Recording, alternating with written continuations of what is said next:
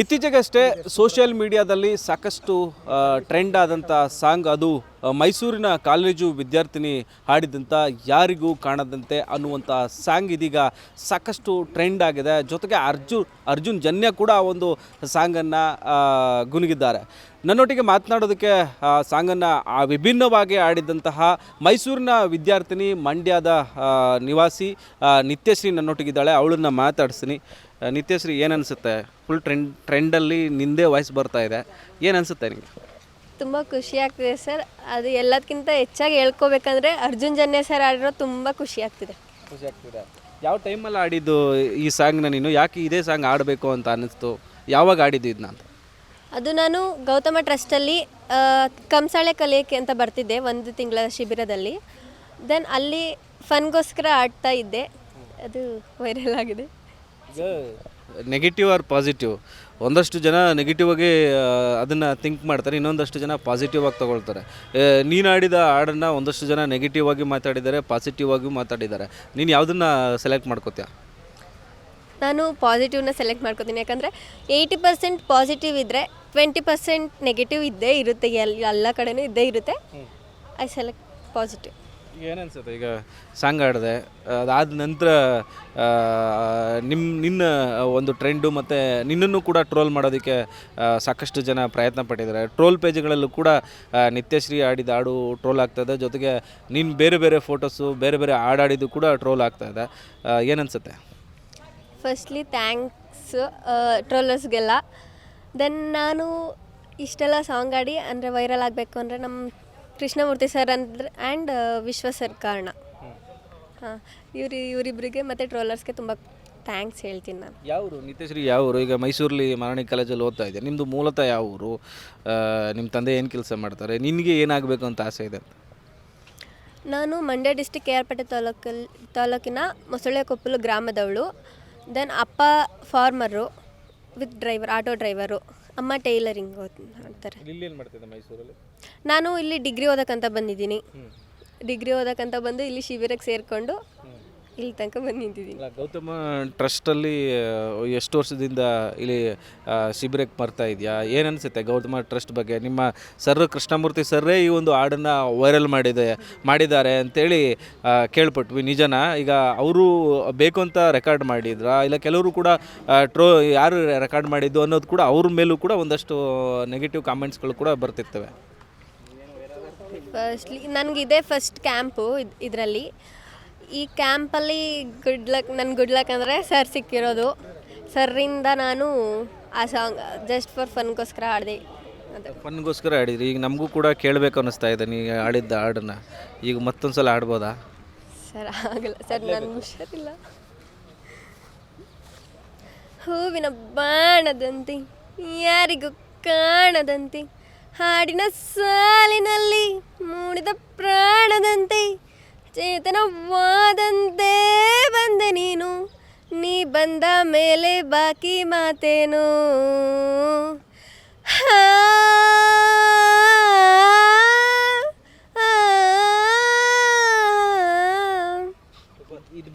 ಇದು ಬಿಟ್ಟು ಬೇರೆ ಯಾವ ಸಾಂಗ್ ಆಡ್ತಿದ್ದೆ? ಮತ್ತೊಂದು ಸಾಂಗ್ ಆಡ್ತಿದ್ದೆ, ಅದನ್ನು ಆಡ್ಬೋದಾ? ಯಾಕಂದರೆ ತುಂಬ ಜನ ಕೇಳುಗರು ಕೂಡ ಇಂಪ್ರೆಸ್ ಆಗಿದ್ದಾರೆ. ಜೊತೆಗೆ ಅರ್ಜುನ್ ಜನ್ಯ ಕೂಡ ಈ ಒಂದು ಸಾಂಗನ್ನು ವೇದಿಕೆ ಮೇಲೆ ಪ್ರಮೋಟ್ ಮಾಡಿದರು. ನೀನು ಆಡಿದ್ರ ಶೈಲಿಯ ಹಾಡನ್ನು ಏನನ್ಸುತ್ತೆ? ಅದು ಖುಷಿ ಆಗುತ್ತೆ, express ಮಾಡ್ಕೊಳಕ್ಕಾಗಲ್ಲ. Then Arjun Janya sir ಆಡಿರೋದಂದರೆ ಅವರೇ ಡೈರೆಕ್ಟ್ ಮಾಡಿರೋದಲ್ವ, ಅದು ತುಂಬ ಖುಷಿ ಆಗುತ್ತೆ. ಅಲ್ಲ, ಕೆಲವರು ಅದನ್ನು ನಾನು ಡೈರೆಕ್ಟ್ ಮಾಡಿರೋದನ್ನು ಈ ರೀತಿ ತೊಗೊಂಡ್ಬಿಡ್ತಾರೆ ಅಂತೇಳಿ ಕೆಲವರು ಕೂಡ ಮೂಲ ಡೈರೆಕ್ಟ್ರು ಕೂಡ ಕೆಲವರು ಬೇಜಾರು ಮಾಡ್ಕೊಳ್ತಾರೆ. ಅದನ್ನು ಪಾಸಿಟಿವ್ ಆಗಿ ತೊಗೊಂಡು ನಿನಗೆ ವಿಶ್ ಮಾಡಿದ್ದಾರೆ, ಏನು ಅನ್ನಿಸ್ತು ಅಂತ? Is a good hearted person, ಅದಕ್ಕೆ ಅದನ್ನ ಪಾಸಿಟಿವ್ ಆಗಿ ತೊಗೊಂಡು ನನಗೆ ವಿಶ್ ಮಾಡಿದ್ದಾರೆ. Thank you Arjun Janya sir. Okay, ಈಗ ನಿತ್ಯಶ್ರೀ ಏನಾಗಬೇಕು ಅಂತ ಅನಿಸುತ್ತೆ? ಏನಾಗಬೇಕು ಭವಿಷ್ಯದಲ್ಲಿ? ಒಬ್ಬೊಬ್ರಿಗೂ ಒಂದೊಂಥರ ಕನಸಿರ್ತದೆ. ಈಗ ಗೌತಮ ಟ್ರಸ್ಟಿಗೆ ಬಂದಿದ್ಯಾ, ಇಲ್ಲಿ ಒಳ್ಳೆ ಕಂಸಾಳೆ ಕಲಾವಿದೆ ಕೂಡ ಅಂತೇಳಿ ನಾವು ವಿಡಿಯೋದಲ್ಲಿ ನೋಡ್ಪಟ್ವಿ. ಏನಾಗಬೇಕು? ಈ ಸಿನಿಮಾ ಫೀಲ್ಡಲ್ಲಿ ಕೂಡ ಒಂದಷ್ಟು ಜನ ಮಾತನಾಡ್ತಿದ್ದಾರೆ. ನಾನು ಫಸ್ಟ್ಲಿ ಆ್ಯಕ್ಟ್ರೆಸ್ ಆಗಬೇಕಂತ ಇಷ್ಟ. ದೆನ್ ಜನಪದ ಡ್ಯಾನ್ಸ್ನೆಲ್ಲ ಕಲಿಬೇಕು, ನಾನು ಕಲಾವಿದೆ ಆಗಬೇಕು. ದೆನ್ ಆ್ಯಕ್ಟ್ರೆಸ್ ಆಗಬೇಕು. ಯಾರ ಜೊತೆ ಪಾರ್ಟ್ ಮಾಡಬೇಕು, ಎಷ್ಟು ಜೊತೆ ನಟಿಸ್ಬೇಕು ಅಂತ ಏನೋ ಹೇಳ್ಕೊಂಡಿದ್ದೀನಿ. ಅದು ಎಷ್ಟರ ಜೊತೆ ಲೈಕ್ ಸೈಡ್ ರೋಲ್ ಆದರೂ ಪರವಾಗಿಲ್ಲ, ಚಿಕ್ಕ ಪಾತ್ರ ಕೊಟ್ಟರು ಪರವಾಗಿಲ್ಲ, ಅವ್ರ ಜೊತೆ ಆ್ಯಕ್ಟ್ ಮಾಡಬೇಕಂತ ಇಷ್ಟ. ಚಿಕ್ಕ ಪಾತ್ರ ಕಾಣಲ್ವಲ್ಲ ಸಿನಿಮಾದಲ್ಲಿ, ಜಾಸ್ತಿ ತೋರಿಸಲ್ಲ, ಹಿಂಗೆ ರಪ್ ಅಂತ ಹೇಳಿದು ಬಿಡ್ತಾರೆ. ಇಟ್ಸ್ ಓಕೆ, ಅದೇ ನನ್ನ ಡ್ರೀಮ್ ಅಷ್ಟೇ. ಇನ್ನೊಂದು ಸಾಂಗ್ ಆಡ್ಬೋದಾ ನಮಗೋಸ್ಕರ? ಮತ್ತೆ ಇನ್ನೊಂದು ಸಾಂಗ್ ಆಡಿದ್ದೆ ನೀನು, ಆಡ್ಬೋದಾ? ಸರ್ ಇಲ್ಲ ಸರ್, ನನಗೆ ಹುಷಾರಿಲ್ಲ ಸರ್, ಆಗಲ್ಲ ಒಂದೊಂದು ಸರ್, ಆಗಲ್ಲ ಒಂದೇ ಒಂದೇ ಒಂದೇ ಒಂದೇ ಸರ್, ಇಲ್ಲ. ಈಗ ಒಂದಷ್ಟು ಜನ ನಿನ್ನ ಫೋಟೋ ತೆಗೆಸ್ಕೊಳ್ತಿದ್ದಾರೆ, ನೀನು ದೊಡ್ಡ ಸೆಲೆಬ್ರಿಟಿ ಅನ್ನೋ ಲೆವೆಲ್ಗೆ ಜನ ನಿನ್ನನ್ನು ಇಟ್ಕೊಂಡಿದ್ದಾರೆ. ಏನು ಅನಿಸುತ್ತೆ ಜನರು ಬಂದು ಫೋಟೋ ಸೆಲ್ಫಿ ಆ ಥರ ಕೇಳ್ತಾರೆ, ನೈಟೇ ಸ್ಟಾರ್ ಆಗಿಬಿಡ್ತಾರೆ ಅನ್ನೋದನ್ನು ನೀನು ತೋರಿಸ್ಕೊಟ್ಟಿದ್ಯಾ ಅಂತ ಕೆಲವರು ಹೇಳ್ತಿದ್ದಾರೆ. ಏನು ಅನಿಸುತ್ತೆ? ಆ ಥರ ಅವರೆಲ್ಲ ಸೆಲ್ಫಿ ಕೇಳ್ಕೊಂಡು ಬಂದಾಗ ನನಗೆ ತುಂಬ ಖುಷಿ ಆಗುತ್ತೆ. ಫಸ್ಟ್ ಎಲ್ಲ ನಾನು ಯಾರಂತ ಯಾರಿಗೂ ಗೊತ್ತಿರಲಿಲ್ಲ, ಇವಾಗ ಇಡೀ ಕರ್ನಾಟಕ ಗೊತ್ತು. ಕರ್ನಾಟಕ ಇರಲಿ, ರಷ್ಯಾದಲ್ಲೂ ನನ್ನ ಸಾಂಗ್ ಆಡಿದ್ದಾರೆ ಅವರು. ಎಲ್ಲರೂ ನನ್ನ ಗುರುತಿಸ್ತಾರೆ, ನೋಡ್ತಾರೆ, ಸ್ಮೈಲ್ ಮಾಡ್ತಾರೆ, ಅವಾಗ ತುಂಬ ಖುಷಿ ಆಗುತ್ತೆ. ಅಲ್ಲ, ನೀನೊಬ್ಬಳೇ ಟ್ರೋಲ್ ಆಗಿರೋ ಜೊತೆಗೆ ನಿಮ್ಮ ಸ್ನೇಹಿತರು ಕೂಡ ಟ್ರೋಲ್ ಆಗ್ತಿದ್ದಾರೆ. ನೀನು ಸುತ್ತಮುತ್ತ ಇದ್ದವರು, ಎಲ್ಲೋ ಟಾಪ್ ಹಾಕೊಂಡಿದ್ದು ಹುಡುಗಿ ಕೂಡ ಟ್ರೋಲ್ ಆಗ್ತಾಯಿದೆ. ಏನು ಅನಿಸುತ್ತೆ? ಇಟ್ಸ್ ಓಕೆ, ಅವಳು ನನ್ನ ಫ್ರೆಂಡೇ ಅಲ್ವಾ, ನಮ್ಮ ಜೊತೆನೇ ಇರಲಿ. ಈ ಥರ ವಾಯ್ಸ್ ಮಾಡ್ಯುಲೇಷನ್ ಮಾಡಿ ಇನ್ನೊಂದಷ್ಟು ಆಡಬೇಕು ಅಂತ ಅಂದ್ಕೊಂಡಿದ್ಯಾ ಹೆಂಗೆ ಅಂತ? ಸರಿಲ್ಲ, ಇಲ್ಲ ಮಾಡಲ್ಲ, ಬೋರ್ ಆಗಿಬಿಡುತ್ತಲ್ವ. ಒಂದ್ಸಲ ಟಾಪ್ಗೆ ಹೋದಾಗ ಅದು ಹಂಗೆ ಇರಬೇಕು ಅಂತನಾ? ಹೌದು, ಅದನ್ನ ಬೀಟ್ ಮಾಡೋಕ್ಕಾಗಲ್ಲ ನಾನು, ಮತ್ತು ಟ್ರೈ ಕೂಡ ಮಾಡಲ್ಲ, ಅದಾಗಲ್ಲ. ಅಲ್ಲ, ಫನ್ಗೆಗೋಸ್ಕರ ಆಡಿದ್ದಾಡು ಇಷ್ಟೊಂದು ದೊಡ್ಡ ಲೆವೆಲ್ಗೆ, ಇಂಟರ್ನ್ಯಾಷನಲ್ ಲೆವೆಲ್ಗೆ ನಿನ್ನ ವಾಯ್ಸ್ ಮಾಡ್ಯುಲೇಷನ್ನು ಚೇಂಜ್ ಮಾಡ್ತಾರೆ ಜನ, ಇದು ಇನ್ಸ್ಟಾಗ್ರಾಮಲ್ಲಿ ಅದನ್ನು ಇದು ಮಾಡ್ತಾರೆ ಅಂತೇಳಿ ನಿನ್ಗೆ ಅನಿಸುತ್ತಾ? ಮೊದಲು ಫಾಲೋವರ್ಸ್ ಎಷ್ಟಿದ್ರು, ಅದಾದ ಬಳಿಕ ಎಷ್ಟಾದರು? ನಾನು ಎಕ್ಸ್ಪೆಕ್ಟ್ ಮಾಡಿರಲಿಲ್ಲ ಇಷ್ಟೊಂದು ವ್ಯೂವ್ಸು. ಅಂದರೆ ಈಗ like 40K views, 40 million views ಬಂದಿದೆ. ಅದಕ್ಕೆ ಎಕ್ಸ್ಪೆಕ್ಟ್ ಮಾಡಿರಲಿಲ್ಲ. ನನಗೆ ಫಸ್ಟ್ಲಿ ಫಾಲೋವರ್ಸು 150 ಇದ್ದರು, ಈಗ 45K ಆಗಿದ್ದಾರೆ. ಅಷ್ಟು ಜನನ ನಾನು ಖುಷಿ ಪಡಿಸಿದ್ದೀನಲ್ಲ ಅಂತ ಖುಷಿ ಆಗ್ತಿದೆ ನನಗೆ. ಅಲ್ಲ, ಮನೇಲಿ ಹೆಣ್ಮಕ್ಳು ಕೆಲವ್ರಿಗೆ ಓದೋ ಕಳಿಸಿರೋ ಹೆಣ್ಮಕ್ಳು ಓದ್ಕೊಂಡು ಗೌರವಯುತವಾಗಿ ಮನೇಲಿ ಇರಬೇಕು, ಮನೆಗೆ ಬರಬೇಕು, ಬೇರೆ ಬೇರೆ ಸೋಷಿಯಲ್ ಮೀಡಿಯಾ ಬಳಸಬಾರ್ದು ಅಂತೇಳಿ ಕಂಡೀಷನ್ಸ್ ಇರುತ್ತೆ ಕೆಲವರು ಮನೆಗಳಲ್ಲಿ. ಈ ಸಾಂಗ್ ಆದಮೇಲೆ, ವೈರಲ್ ಆದಮೇಲೆ ನಿಮ್ಮ ತಂದೆ ಮತ್ತು ನಿಮ್ಮ ತಾಯಿ ಕೊಟ್ಟ ಪ್ರತಿಕ್ರಿಯೆ ಏನು ಅಂತ? ಗುಡ್, ಚೆನ್ನಾಗಿ ಆಡಿದ್ಯಾ, ಆದರೆ ನಾಚ್ಕೊಂಡು ಆಡಿದ್ಯಾ ಅಂತ ಅಪ್ಪ ಹೇಳ್ತಿದ್ರು. ದೆನ್ ನಮ್ಮ ಮನೇಲಿ ಆ ಥರ ಎಲ್ಲ ಸ್ಟ್ರಿಕ್ಟ್ ಮಾಡಲ್ಲ, ಫುಲ್ ಫ್ರೀ ಬಿಡ್ತಾರೆ. ನಾನು ಹಾಗೇನಿಲ್ಲ, ಖುಷಿ ಆಗುತ್ತೆ, ಖುಷಿ ಪಡಲೇಬೇಕಲ್ವಾ, ಸಪೋರ್ಟ್ ಮಾಡೋ ಪೇರೆಂಟ್ಸ್ ಇದ್ದಾರೆ ಅಂದರೆ. ಒಳ್ಳೆಯದಾಗಲಿ. ಸಾಂಗ್ ವೈರಲ್ ಮಾಡಿದ ಗೌತಮ್ ಟ್ರಸ್ಟ್ನ ಕೃಷ್ಣಮೂರ್ತಿ ಸರ್ ಅವರು ಕೂಡ ನಾನು ನೊಟ್ಟಿಗಿದ್ದಾರೆ, ಅವ್ರನ್ನ ಮಾತಾಡ್ಸೋಣ. ಸರ್, ಈಗ ಗುರಿ ಮತ್ತು ಗುರು ಎರಡೂ ಮುಖ್ಯ. ಈಗ ನೀವು ಈ ಹುಡುಗಿ ಆಡಿದ ಸಾಂಗನ್ನು ವೈರಲ್ ಮಾಡಿದ್ರಿ ಅಂದರೆ ನಿಮಗೆ ವೈರಲ್ ಮಾಡಬೇಕು ಅಂತೇನು ಉದ್ದೇಶ ಇತ್ತಾ, ಬೇಕು ಅಂತೇಳಿ ಮಾಡಿದ್ದ? ಯಾವಾಗ ಈ ರೀತಿ ಆಗಿದ್ದಂತ? ಸರ್, ನನ್ನ ಉದ್ದೇಶ ಇದ್ದಿದ್ದು, ನಮ್ಮದು ಗೌತಮ ಟ್ರಸ್ಟ್ ಅಂತ ಮಾಡ್ಕೊಂಡು ಸುಮಾರು 15 ವರ್ಷದಿಂದ ಜನಪದ ಮತ್ತು ರಂಗಭೂಮಿಗೆ ಸಂಬಂಧಪಟ್ಟಂತೆ ವಿಶೇಷವಾಗಿ ಕೆಲಸ ಮಾಡ್ತಾಯಿದ್ದೀವಿ. ಇದು ಉಚಿತ, ಯಾರಿಗೆ ಆಸಕ್ತಿ ಇದೆ ಆ ಥರದ ಮಕ್ಕಳಿಗೆ ಉಚಿತವಾಗಿ ಕಲಿಸ್ತಾ ಇದ್ದೀವಿ.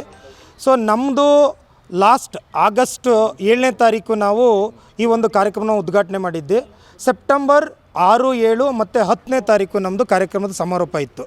ಸೆಪ್ಟೆಂಬರ್ 6, 7 2 ದಿನ ಕಾರ್ಯಕ್ರಮ ಮುಗೀತು. ಅದಾದಮೇಲೆ 8ನೇ ತಾರೀಕು ಈ ಹುಡುಗಿ ಆಡ್ತಾ ಇರಬೇಕಾದ್ರೆ ನಾನು ಸುಮ್ಮನೆ, ನಮ್ಮ ವಿದ್ಯಾರ್ಥಿಗಳೆಲ್ಲ ಕರೆದ್ರು ನನ್ನ, ನಿತ್ಯಶ್ರೀ ಹಿಂಗೆ ಆಡ್ತಾಯಿದ್ದಾರೆ, ಬನ್ನಿ ಸರ್ ಕೇಳಿ ತುಂಬ ಚೆನ್ನಾಗಿದೆ ಅಂತ. ನಾನು ಹೋಗ್ರು ಅಂತ ಸುಮ್ಮನೆ ಬೇಡ ಅಂತಂದಿದ್ದೆ. ಆಮೇಲೆ ಮತ್ತೆ ತುಂಬ ಕರೆದಾದ್ಮೇಲೆ ಬಂದಾದ್ಮೇಲೆ ಏನಾಯಿತು ಅಂತಂದರೆ, ಸೊ ನಾವು ಆ ಹುಡುಗಿಗೆ ಏನಪ್ಪ ಅಂತಂದರೆ ಹಾಡೋದನ್ನ ರೆಕಾರ್ಡ್ ಮಾಡಿದೆ. ಅದನ್ನು ಸುಮ್ಮನೆ ಸ್ಟೇಟಸ್ಗೆ ಹಾಕಿದ್ದೆ. ನಮ್ಮ ವಿದ್ಯಾರ್ಥಿ ಒಬ್ಬ ಏನು ಹೇಳ್ದ ಅಂತಂದರೆ, ಇದನ್ನು ಇನ್ಸ್ಟಾಗೆ ಹಾಕಿ ಸರ್ ವೈರಲ್ ಆಗುತ್ತೆ ಅಂತ ಹೇಳ್ದ. ಸೊ ಅದಾದಮೇಲೆ ನಾನು ಇನ್ಸ್ಟಾಗೆ ಅಪ್ಲೋಡ್ ಮಾಡಿದೆ. ಸೊ ಇದು ಬೇರೆ ರೀತಿ ವೈರಲ್ ಆಯಿತು, ಇದನ್ನು ನಾವು ಎಕ್ಸ್ಪೆಕ್ಟ್ ಮಾಡೇ ಇರಲಿಲ್ಲ. ಸೊ ಇದು ನಮಗೆ ನಿಜಕ್ಕೂ ಒಂದು ಒಳ್ಳೆ ಪ್ರತಿಕ್ರಿಯೆಯನ್ನು ಜನ ಕೊಟ್ಟಿದ್ದಾರೆ. ದಯವಿಟ್ಟು ನಾನು ಎಲ್ಲರಲ್ಲಿ ವಿನಂತಿಸ್ಕೊಳ್ಳೋದೇನು ಅಂದರೆ, ನಮ್ಮ ಜನಪದ ಕಲೆಗಳು, ರಂಗಭೂಮಿ ಕಲೆಗಳು, ಇವನ್ನು ನಾವು ವಿಶೇಷವಾಗಿ ನಾವು ಕೊಡ್ತಾಯಿದ್ದೀವಿ. ಸೊ ಆ ನಿಟ್ಟಿನಲ್ಲಿ ದಯವಿಟ್ಟು ಅವನ್ನೆಲ್ಲವನ್ನು ಪ್ರೋತ್ಸಾಹಿಸಿ, ಆ ವಿದ್ಯಾರ್ಥಿನಿಗೂ ಹೆಚ್ಚಿನ ರೀತಿಯಲ್ಲಿ ಪ್ರೋತ್ಸಾಹಿಸಿ ಅಂತೇಳಿ ನಾವು ಕೇಳ್ಕೊಳ್ತೀನಿ ಸರ್. ಸರ್ ಈಗ ನೈಟ್ ಆ್ಯಂಡ್ ಒಂದು 5 ನಿಮಿಷ ಇರಿ, ನಾನು ಬರ್ತೀನಿ.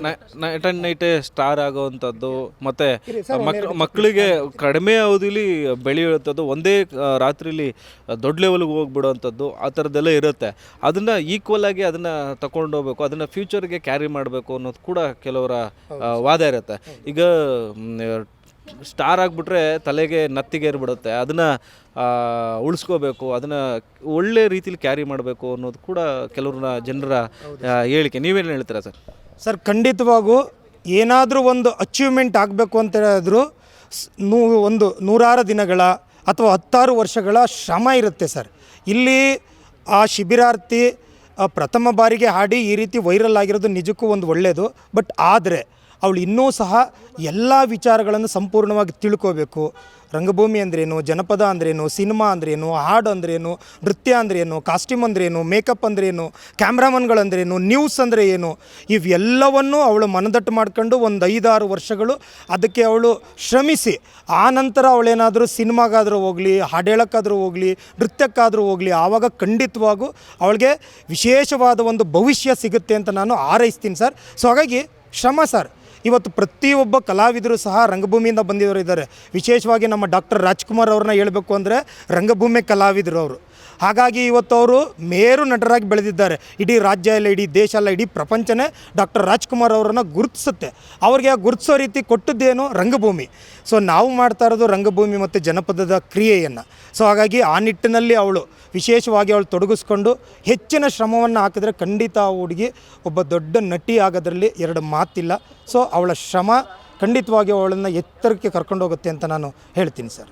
ಇದು ಗೌತಮ ಟ್ರಸ್ಟ್ನ ಕೃಷ್ಣಮೂರ್ತಿ ಅವ್ರ ಮಾತು. ನಿಜಕ್ಕೂ ಕೇವಲ ಫನ್ಗಾಗಿ ಆಡಿದಂಥ ಆ ಒಂದು ಹಾಡು ಇದೀಗ ಟ್ರೆಂಡ್ ಸೆಟ್ ಆಗಿಬಿಟ್ಟಿದೆ.